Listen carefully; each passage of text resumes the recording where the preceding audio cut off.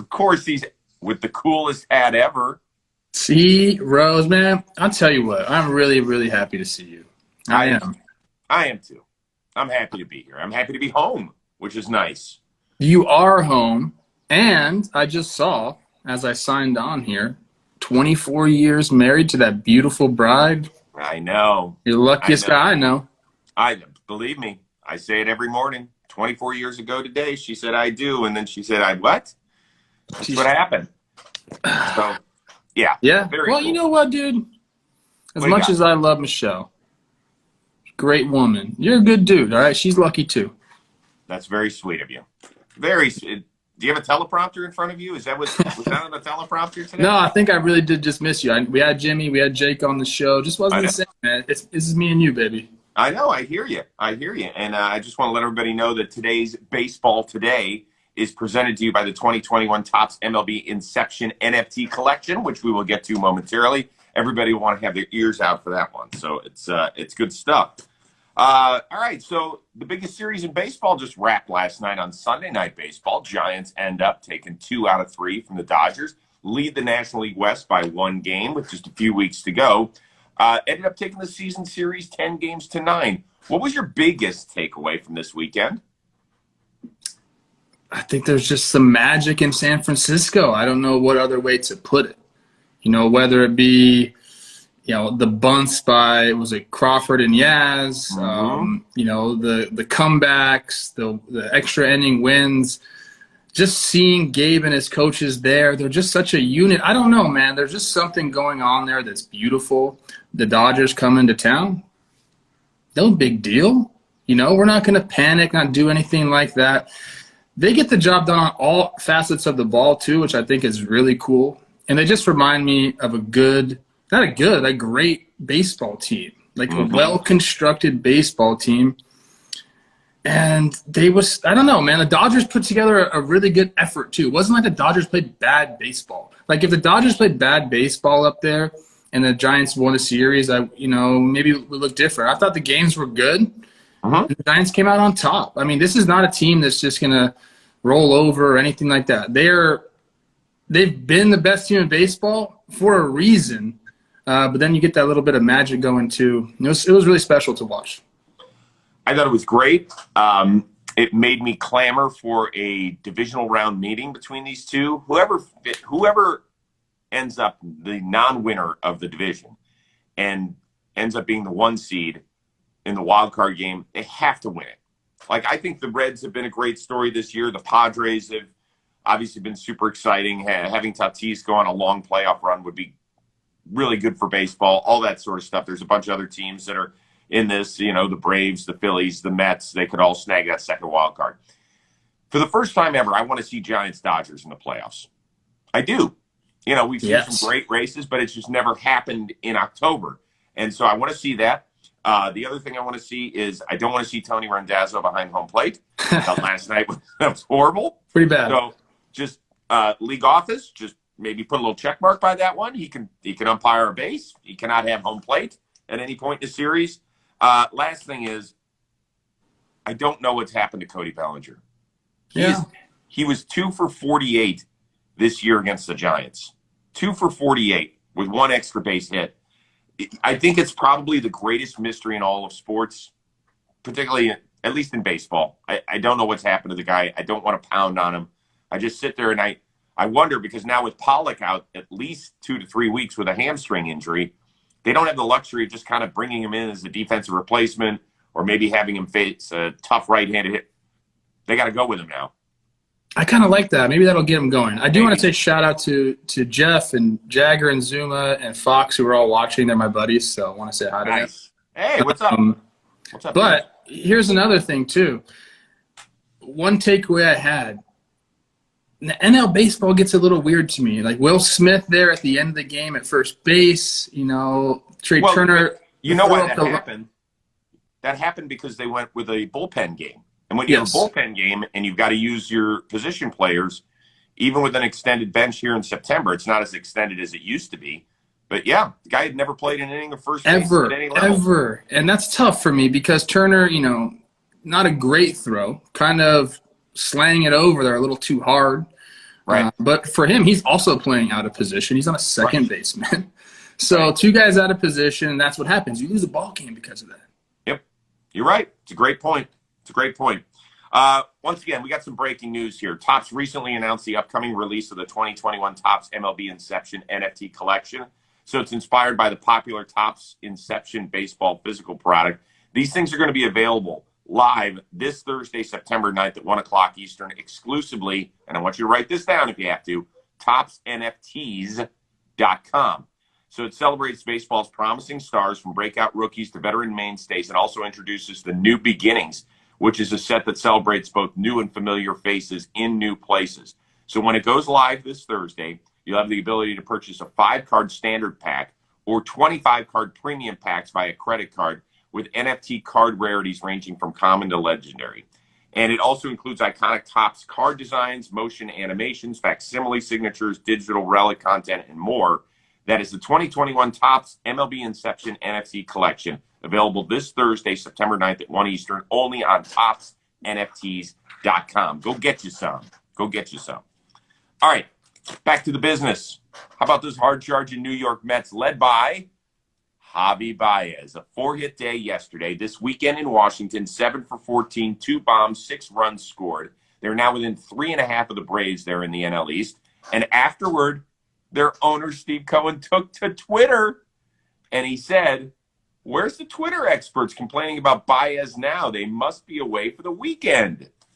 Do you like the boss's response? No, I don't think he should be on Twitter, dude. Yeah, I mean, I said that before.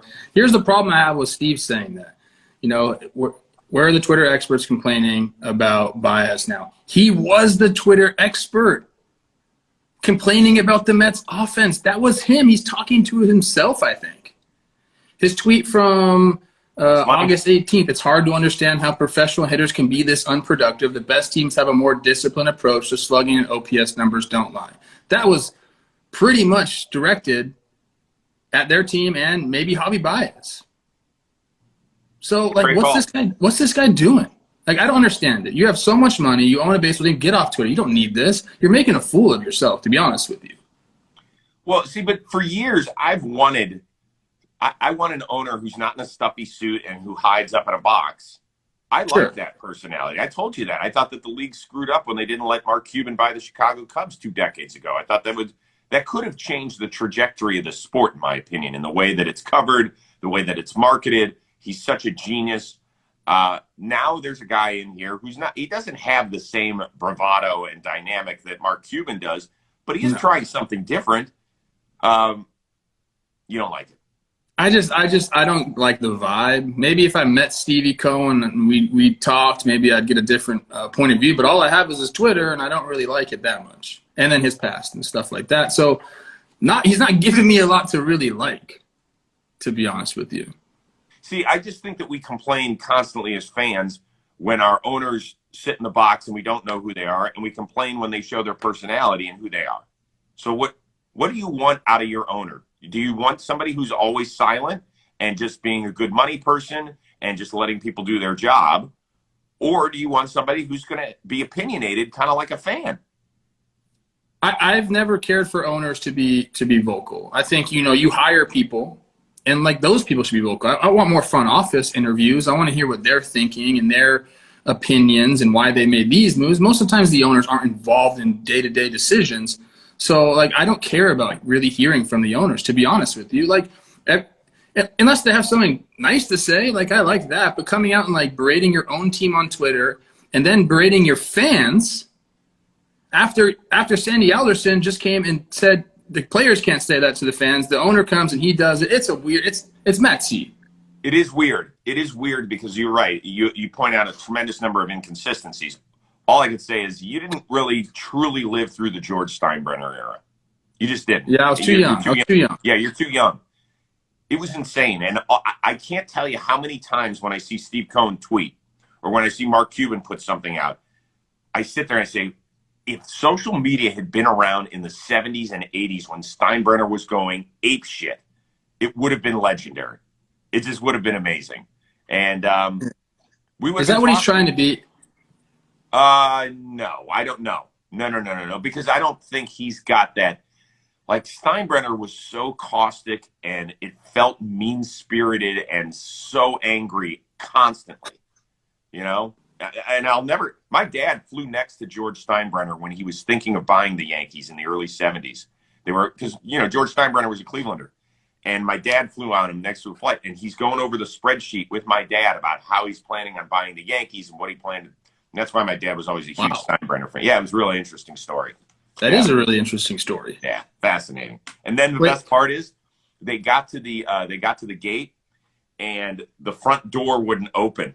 There was a problem with the door, so everybody had to back out the back of the plane. They were sitting in first class, and Steinbrenner was furious. Like he's like, I have to go all the way to the back of the plane. Good stuff. Yeah, I do want to. Shea Station, our Mets podcast, asked me if the Mets are still dead. Obviously, trying to take a shot at me. Yeah, I'm still. I'm saying they're dead.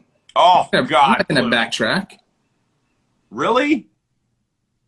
They still have a ways to go. What are they, 3.5 back? You know, they just had an excellent run. I mean, can you keep that pace up? They can. I want them to make it. I want to be wrong about that. I really do, because that's good for baseball, but I got to stick to my guns. Okay. No, you're allowed to stick to it. I think they're going to get closer. I'm surprised. I think they really kind of turned the corner. They could have gone way sideways. It could have been 10 back. People are saying Javi Baez had to sacrifice a $200,000 earring so the Mets could go. So maybe that's it.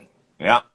I'd still have my ass searching out for that. It's worth it. Hey, Steve Cohen, pick up the bill. It's worth it, baby. Hey, if Julio Jones, when he was with the Falcons, loses a diamond earring and hires a search crew to go check, comb through the lake, a few of us can get out on the diamond. All right. Here's why I'm wearing the Blue Jays hat today. Blue Jays swept the A's. They're 4 out of the wild card chase. Seattle has won 5 in a row. They are only 3 back of the Red Sox for that second wild card spot. Question is, one, both, or neither will get within 1 game of the final wild card spot at some point down the stretch. And this is one of those tough questions, Chris. I'm going to say both, though. It's not like the Yankees are playing some excellent brand of baseball. The Red Sox have been winning series, but it's not like they're a juggernaut. They've been crushed by COVID. Right. And these two teams have been playing well. So, Seager kind of put the Mariners on his back. Simeon did his dang thing against his former team. They're fun to watch. I mean, look, I love that all these teams are making a run at the end of the year. There was a point where we thought the NL playoff race was wrapped up like a month ago. We thought, here's the teams that are going to be in. That's not the case anymore. There's been some teams that come down, some teams that go up, and that's just baseball. I love that these teams are making a run of it, and I hope they do get close. The more teams we have in contention, the better for everybody involved, better for our show, the better for baseball in general. And these two teams in particular, the Blue Jays and the Mariners, are just like extremely fun to watch. So I'm rooting for them, and I do think both of them get really close just because they really want it. They're like, it almost seems to me, Chris, and tell me if I'm wrong, it's like a young, hungry vibe. I always say the Mariners in 2022 are going to be awesome to watch. Maybe they're like, screw that, dude. Like, let's start now. And the more games they get, I'm talking specifically about the Mariners, and I guess it goes for the Blue Jays as well. The more games they get in an atmosphere like this, in a playoff run where they're in contention, that's just going to serve them next year too. So even if the window's not necessarily there for the Mariners, well, I do believe their Blue Jays are in their window. This is going to serve them well in the future. Well, the reason I'm wearing a Blue Jays hat is because I can't find my Mariners hat today. I have no idea where I put it. And I would be wearing the Mariners hat because I believe in them. And I don't come back and bite me, Mariners. I thought a few years ago you had a legit shot. I don't remember what year it was. I want to say it was maybe 2013 or 14, where they headed into September and they were right there. It was right there for the taking. And I think they had like a huge 3 or 4 game set in Toronto. If there's any Mariners fans, help me out with this. And I know that they shit the bed and it ended up blowing up in their face. And it's the reason why they have the longest playoff drought of any of the 4 major professional sports in this country. With that being said, you know how I'm going against my thought pattern with schedules. Uh-oh. They have 2 series left with the Angels, 2 with Oakland, who's not playing well, 1 each with Houston that starts today, Arizona, Boston, and KC. It could be there for the taking. Which team is this? Guys, that's Seattle. Let's go, Seattle. Come on. Let's do this. And if you're keeping track, Toronto's got 2 left each with the Yankees, Rays, Orioles, and Twins. So they got 2 really good teams and 2 not really good teams. The Yanks aren't playing hot right now. Look, they could catch them on a lull, and then that great team is not a great team. The one bad thing for the Jays in this series, it's a 4-game set over the next 3 days. They have a doubleheader coming, and Robbie Ray will not pitch. That guy has just been a demon. He's been so good. He got to wear the home run jacket, which was nice. I thought that was awesome. That was awesome. All right. Speaking of home runs, how about Vogie with the walk-off grand slam for the Brewers? They were down 5-1 late. They end up walking off Alex Reyes and the St. Louis Cardinals. He said afterward it was just another win. You buying that? Well, I mean, I know why he says that. The Brew Crew's just taking care of freaking business. Yes. Where are they up right now, Chris? I'm looking right now. 11 games up in the division. They're doing it. I think it's good for them to have some games like this. You know, get that feeling because they're cruising. They're cruising into the playoffs. I don't think it's just another win. You put up a 5 spot in the 9th in the blink of a freaking eye. Hit a walk-off granny off one of the better relievers in the freaking game. And what I loved about this, and this was actually pointed out to me on Twitter by, I believe, the woman who's giving the on-field interview after the game. I don't have her name in front of me. I apologize. Sophia Minner? What's that? Sophia Minner. Okay, Sophia Minner. She was giving the interview to Vogelbach. You know, that takes a while. After the game, everyone's cheering, giving the interview. His entire team was in the freaking dugout, man. That doesn't she said, I've never seen it happen. And then I thought back, like, that doesn't happen. Everyone's everyone's back in the clubhouse, and then you greet them in the clubhouse. You're stoked, you're waiting for them there. But this team, they have something going there, man. The chemistry is great. We saw it when we were in Milwaukee. Bunch of good guys rallying around each other. Yep. They're just having fun. And he was, I mean, Vogelbach, man. Why is his helmet so small? I love it, man. I'm not going there. We don't have to talk a lot about this because you made the perfect point. It would have been just another game if everybody had already been in the clubhouse. The fact that everybody waited on the steps of the dugout, it's all you need to know. It's a great shot of them all like this. Super excited. I love to see that. All right, what was the best story this weekend that we have not covered yet so far in our Monday edition? Well, you posed a couple to me in our email, and the Tony Kemp staying on the field after the Marcus Semien walk-off I thought was really cool. Then people were kind of asking me, what were you doing out there? Your team just got walked off. Clearly he knows Semien, and I think his response was something like, man, I just wanted to live in that moment for a little bit. Like baseball coming full circle for Marcus. It was a really cool thing. The baseball gods did it, put him in that position. He just wanted to be there. And I think that's really cool perspective for a guy like Kemp. When you first get to the big leagues, first of all, you start off as a fan. Everyone's a fan. You work your way up to be a professional. And then you get there to the big leagues, and everything is awesome. And you're looking around, you're bright-eyed and bushy-tailed, I believe is the saying. Yes, it is. That sounds like something from your era. It is. Okay. Hey, by the way, Mr. Silva used to use that every day in my 6th grade math class. That's a great callback. But then after you get in the middle of your career and you're trying to survive, man, you're trying to play well, help your team win, make some money, and then you stop doing stuff like that. You stop taking a look around the stadium and realizing how fortunate you are. And then at the end of the career, when you know it's kind of going to be taken away from you, I think you start to do that again.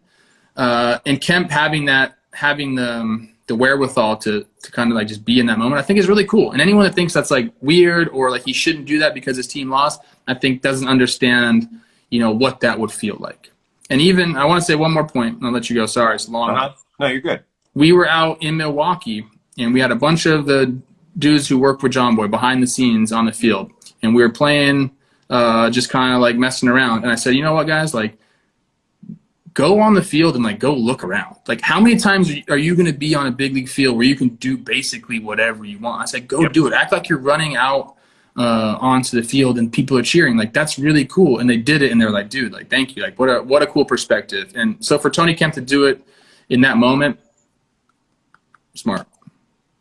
And I love it that he shared it with us, because some people could have been like, dude, he did that against your team, and your team has been sucking lately, and you're losing grasp on even having a chance at the wild card.